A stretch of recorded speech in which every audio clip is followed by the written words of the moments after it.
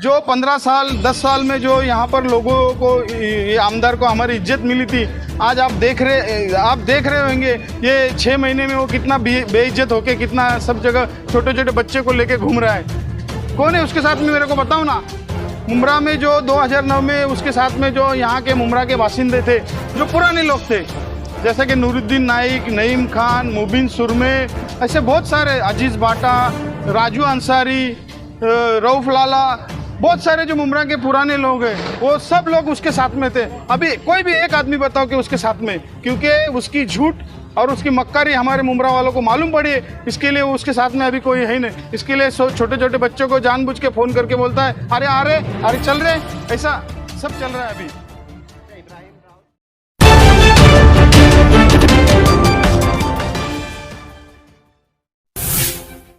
श्रीकांत शिंदे जो यहाँ के लोकल हमारे एमपी है, खासदार है, तो उनको हमने गुहार लगाई थी।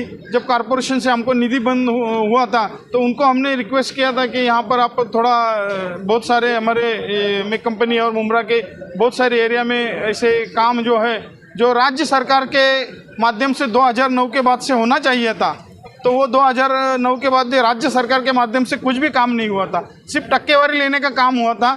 इसके लिए मैं, जब ये मेकअप इंडस्ट्री के जो पूरे लोग मेरे पास आए, तो मैंने खासदार साहब को गुहार लगाई कि साहब यहाँ पर काम होना ज़रूरी है। और सिर्फ मेक कंपनी नहीं होते, मुमरा में बहुत सारे आज काम चालू है। आप देखते होंगे कि खासदार साहब ने जो निधि दिया है, ये 55 करोड़ है, ये सेकंड फेज का, उसमें भी अभी काम चालू है। तो ये सब जो काम हुआ है, तो आज मेक कंपनी वालों ने पूरे सत्कार के लिए बोला। मैं बोला ठीक है आते। तो पहले तो मैं एकनाथ शिंदे साहब सीएम है जो हमारे मुख्यमंत्री, और हमारे खासदार डॉक्टर श्रीकांत शिंदे साहब, इनका मैं तहे दिल से शुक्रिया अदा करता हूँ। पूरे मुमरा कौसा में यहाँ के जो स्थानीय विधायक कहते हैं कि पूरे रास्तों का कॉन्क्रीटीकरण हो गया, तो क्या इनको ये नज़र नहीं आया है? क्या कहेंगे उसके लिए? नहीं, ये रास्तों का कॉन्क्रीटीकरण हुआ है, ये क्या यहाँ के विधायक ने नहीं किया है, यहाँ का जो नगर सेवक है, मुमरा के लोगों ने जो इसको चुन के दिया है, मुमरा के नगर सेवकों ने उसमें अपना योगदान है, और नगर सेवकों ने यहाँ पर कंक्रीट का काम किया है। यहाँ पर किसी विधायक को क्रेडिट लेने की जरूरत नहीं है। ये विधायक एक नंबर का झूठा है, और ये कभी कोई काम करता नहीं है, ये सिर्फ टक्केवारी के लिए काम करता है। दादा, बीच में एक खबर चलने के दौरान जो है, एक पार्टी के कार्यकर्ता ये कह रहे थे कि मेक कंपनी तो मुमरा में है ही नहीं, और मेक कंपनी में जबरदस्ती जो है करोड़ों रुपया खर्चा किया जा रहा है। आज आप देख सकते हैं कि मुमरा में मेक कंपनी जो स्मॉल स्केल इंडस्ट्रीज है क्या नहीं। आज 5000 लोगों को रोजगार देने का काम ये हमारे स्मॉल स्केल इंडस्ट्रीज के माध्यम से होता है। और आज आप देखेंगे, आप पर आरोप लगा रहे थे कि आप जबरदस्ती पैसा खर्चा कर रहे हैं, वहाँ उनको संजय नगर में खर्चा करना चाहिए। अरे हम सभी जगह खर्चा कर रहे हैं। जब आम आदमी के लिए आने जाने के लिए रास्ते हम लोग बना चुके थे, तो हमारे पास अभी मेक कंपनी के सिवा दूसरा कोई पर्याय नहीं था, तो उनका भी काम होना चाहिए ना। उनका काम नहीं होना चाहिए क्या? वो इंसान नहीं है क्या? यहाँ पर इंसान आते जाते नहीं है क्या?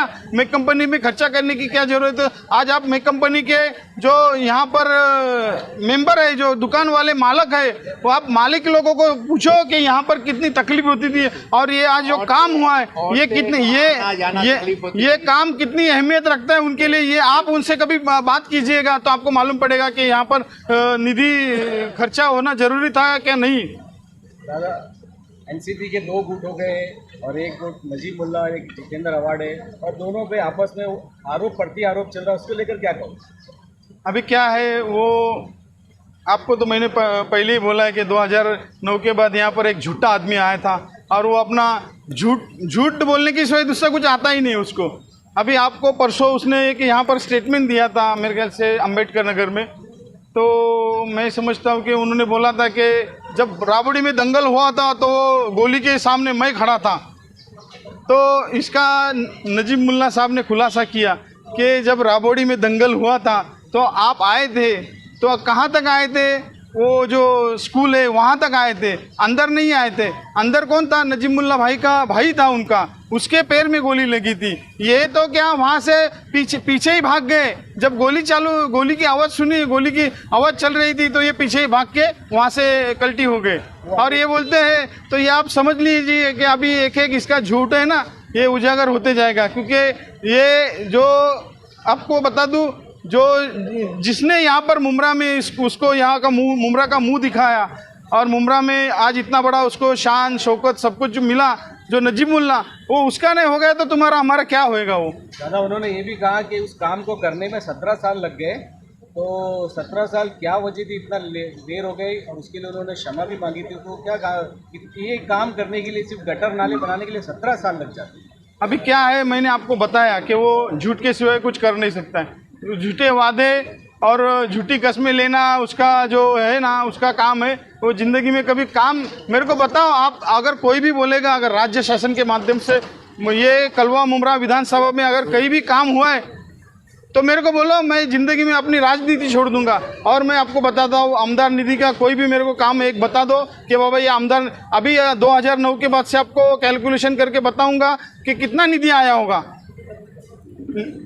कितना निधि आया होगा। वो निधि कहाँ गया है, आमदार निधि है किधर, वो तो बताओ।